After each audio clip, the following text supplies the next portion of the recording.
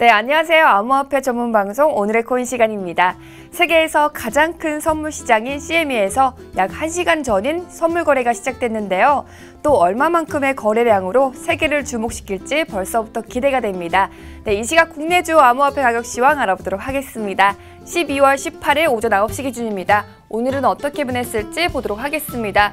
네, 전반적으로 상승세를 보이고 있는데요. 라이트코인이 6.86%로 상승세를 보이고 있고 리플이 4.46%로 하락세를 보이고 있네요. 네, 글로벌 암호화폐 시장을 분석해줄 송범선 애널리스트 나와주셨습니다. 안녕하세요. 안녕하세요. 반갑습니다. 송범선입니다. 전문가님, 제가 주말에 친구를 만났는데요. 그 친구가 비트코인 가격이 너무 올라서 지금 사기엔 너무 늦은 건 아닌가 하고 고민을 하고 있더라고요. 네, 지금 좀 보시면은 그 질문이 바로 사람들이 가장 좀 제일 궁금해하는 점이 아닐까 싶어요. 근데 그 질문에 대해서 노벨 경제학상 수상자인 로버트 실러 예일대 교수가 또 말했고요. 또 거기에 더불어서 MIT 조교수인 크리스천 카탈리나 두 전문가가 나눈 대화가 바로 미국 과학기술 전문지인 파퓰러 사이언스에 실렸습니다. 자, 그래서 로버트 실러 교수가 이런 말을 했어요. 가격이 계속 올라갈지 여부를 아는 것은 불가능하다. 이것을 알려면은 시간 여행을 할 수 있다면은 알 수 있겠지만 일단은 추측조차도 어렵다라고 했습니다. 자, 그래서 은비 씨가 만족하지 못하는 대답이겠지만 이것이 지금으로서는 정답입니다. 그래서 정말 아무도 모르는 그런 상황이라고 말씀드리겠습니다. 네, 그런데 지금 가격이 거품이라는 말도 많잖아요. 거품이 꺼지면 가격이 내려갈 텐데 이게 어떻게 되는 거죠? 네, 거기에 대해서도 로버트 실러 교수가 말한 바가 있어요. 그래서 지금의 비트코인 상황이 거품이라기보다는 가격 상승으로 돈을 많이 버는 사람들에게 이 부러움이 증대되는 그런 흥분의 시기다라는 말을 했습니다.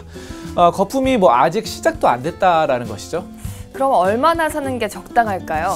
너무 많은 돈을 투자하진 마시고 잃을 수 있는 어느 정도 자기 커버가 되는 그런 여유 자금을 투자하라고 말씀드리고 싶습니다. 실제로 펀드 회사, 헤지펀드, 미국의 펀드 같은 경우도 여러 가지 자산, 투자 자산, 주식이나 채권, 부동산 등등에 투자를 하는데 그 중에서 1%에만 바로 이 비트코인에 투자를 해서 이것이 몇 배 뛰면서 가격이 뛰면서 대박이 났다. 이런 경우도 있거든요. 그렇기 때문에 우리가 투자 비중 조절을 참 계속해서 하실 필요가 있습니다.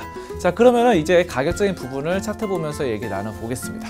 네, 주말 동안에 일어났던 상황들 점검해보도록 할까요? 일단은 가장 지금 핫 이슈가 바로 시카고 거래소, 선물 거래소 CME에서 비트코인 선물을 시작하는 것이죠. 여기에 대한 기대감이 모든 암호화폐에 좀 작용이 됐고 특히 비트코인 엄청난 상승 기대감에 반영이 됐습니다. 자, 그래서 2,200만 원까지 상승을 했고요.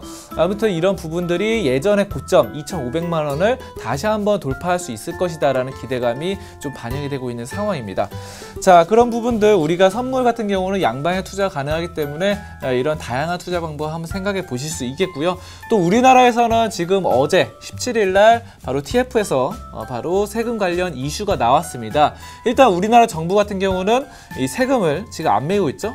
이 비트코인이 화폐나 금융상품으로 인정을 하지 않기 때문에 여기에 따른 거래세라던가 아니면 또 이런 것들을 또 부가가치세 등등을 매기지 않고 있는 상황입니다. 하지만 이것이 좀 제도권 하에 든다고 한다면은 지금 외국처럼 세금을 매길 가능성이 점점 높아지고 있는 상황이고 어쨌든 이런 것들은 세금을 매긴다면 당장에는 몇 퍼센트 손실이 날 수도 있겠지만 좀 장기적으로 봤을 때는 제도권 하에 든다는 것을 가정한다면은 어느 정도 좀 인정할 부분은 인정하자 이런 부분들 좀 말씀드리고 싶습니다. 자, 그리고 비트코인 캐시 보겠습니다. 비트코인 캐시 같은 경우는 다시 한번 200만 원 선을 돌파해서 이제는 어느 정도 안정적이죠. 크게 변동성 없는 그런 흐름들, 안정적인 흐름들을 보여주고 있고요. 라이트코인 같은 경우는 게임 유통회사 바로 스팀과의 계약 소식, 예전에 비트코인을 사용하다가 이제는 더 기술적으로 진보된 라이트코인을 사용하는 게임 회사 스팀, 이런 부분들 소식 때문에 지금 일각에서는 비트코인 캐시보다 라이트코인이 훨씬 더 우수하다라는 말들까지 나오고 있거든요. 기술적으로. 자, 그렇기 때문에 이런 부분들의 기대감으로 계속해서 올라가고 36만 원 선을 돌파하는 좋은 흐름을 나타내고 있습니다. 여기까지 암호화폐 종합 분석 시간이었습니다. 네, 말씀 감사합니다.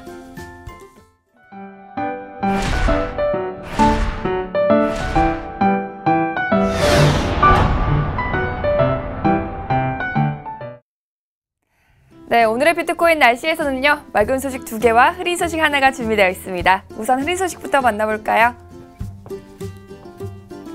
네, 암호화폐 관련 인터넷 방송과 유료 채팅방 정보를 무작정 믿고 따라 투자했다가 피해를 보는 사례가 늘고 있습니다.